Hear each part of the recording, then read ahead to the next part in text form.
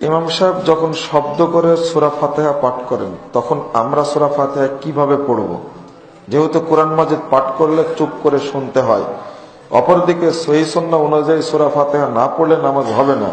এক্ষণে এইটা কি কোরআন এবং হাদিসের সাথে সাংঘর্ষিক কিনা, আর সাংঘর্ষিক হলে আমরা কোনটি গ্রহণ করব? সুন্দর প্রশ্ন। জি, আপনাকে ইমামের পিছনে শুধু সূরা ফাতিহা পড়তে হবে। আল্লাহ রাসূল অনুমতি দিয়েছেন। এই আয়াতটি যে রাসূলের উপরে নাজিল হয়েছে ওই রাসূলই হাদিসটা বলেছেন। দুইটা কখনো সাংঘর্ষিক হওয়ার প্রশ্নই আসে না।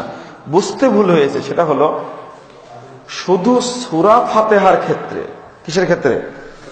ইমামের সাথে শুধু সূরা ফাতিহা পড়বে। পরে যদি সূরা ফাতিহার পরে যদি ইমাম সাহেব সূরা ইখলাস পড়েন বা সূরা কাউসার পড়েন তখন কি পড়েন আপনারা? এটাই আমল। কোরআন যখন পড়া হবে তখন চুপ থাকতে হবে। আমরা কি হাদিসটা আমল করি না? কোরআন আয়াতটাকে আমল করি না? ওয়াইদা কুরিয়াল কুরআনু ফাসতামিউ লাহু ওয়ানসিতু লাআল্লাকুম তুরহামুন। বুঝতে পারেন আপনারা? এই আয়াতটা কি রাসূলের উপর নাজিল হয়নি?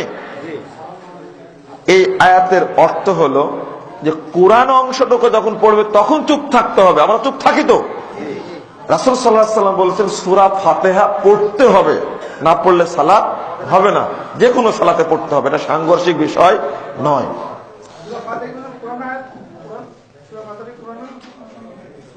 আচ্ছা, তাহলে আপনারা আরো জানতে চাচ্ছেন, তাই না?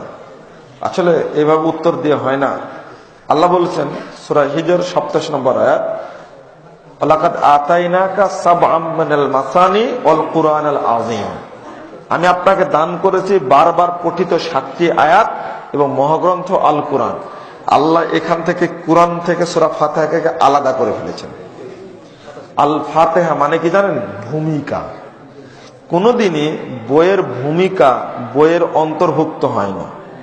মূলের অন্তর্ভুক্ত হয় কি, তবে ভূমিকা বইয়ের সাথেই থাকে। ভূমিকা যেমন বইয়ের অধ্যায় হয় একটা, সূরা ফাতিহা একটা অধ্যায়, আল্লাহ নিজে আলাদা করে নিয়েছেন।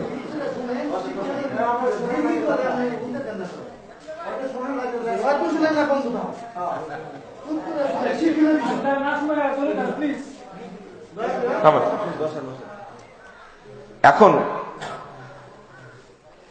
আসলে আপনারা নতুন নতুন তো, তাই আমি কিছু বলছি না, না হলে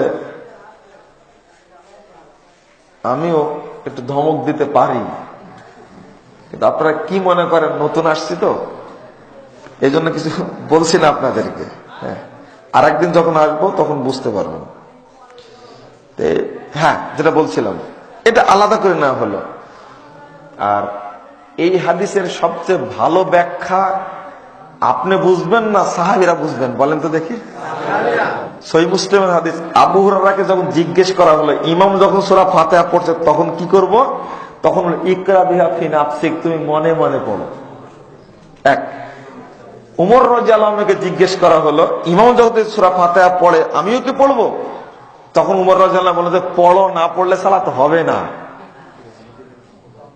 এতগুলো হাদিস থাকতে আপনি দেখেন জাল হাদিসের কবলে রাসূলুল্লাহ সালাত বইটাতে খুব ভালো করে পর্যালোচনা করে দিয়েছে, আপনারা সেখান থেকে পড়বেন।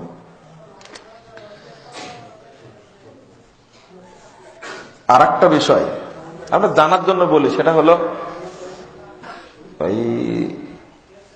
এশার সালাতের শেষ 2 রাকাতে ইমাম কি জোরে পড়ে? তখন পড়েন না কেন? সূরা ফাতিহা তখন পড়া হয় না কেন? মাগরিবের সালাতের শেষ রাকাতে কি ইমাম জোরে পড়ে? তখন পড়ে না কেন? এক। জোহর আসর সালাত ইমাম সাহেব তো কিরাত পড়ে না, তখন পড়ে না কেন? মূলত সূরা ফাতিহাটা তাদের উপরে একটা জুলুম হয়ে গেছে, পড়বো না তো পড়বই না। এটা আসলে ঠিক না। যুক্তিরও খণ্ডন আছে, যুক্তি দিলে চলে না। আমাদের